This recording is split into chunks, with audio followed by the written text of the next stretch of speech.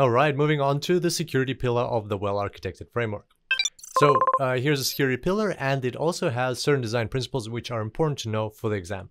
The first one is identity foundation, and this means that both users and services or applications inside your organization shouldn't be able to access other services and applications without any kind of restrictions. There has to be limitations and correct policies that allow users and services to access things within your organization. So something like IAM can help you implement that and can be your centralized identity control. And you also need to remember to enforce minimal access rights. So people and applications or services should only access what they actually need.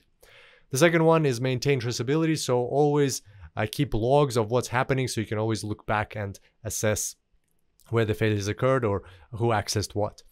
Security at all levels. So make sure to implement security not just at one level, but at all levels. So here, for example, let's say you have an EC2 instance, you have an elastic load balance and an internet gateway. So you need to have security at all of those three levels, not just at one of them.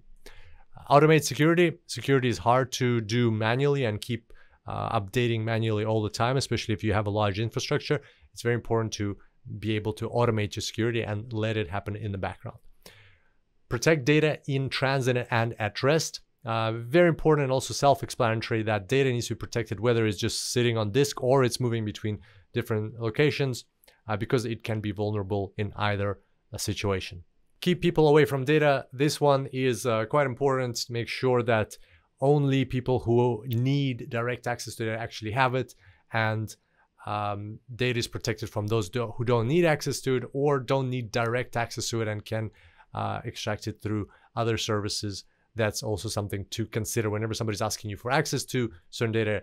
You should consider whether that person or that whole team actually needs that. And finally, prepare for security events. We all hope that security events don't happen in our organization, but it's better to hope for the best and prepare for it actually happening. So what are you going to do if it does happen? What procedures do you have in place? What are you going to be looking at? How are you going to be handling this security event? So for example, having an incident response plan in place is very helpful. So there you go. That's the security pillar of the well-architected framework. And those are the design principles that we need to know for the exam.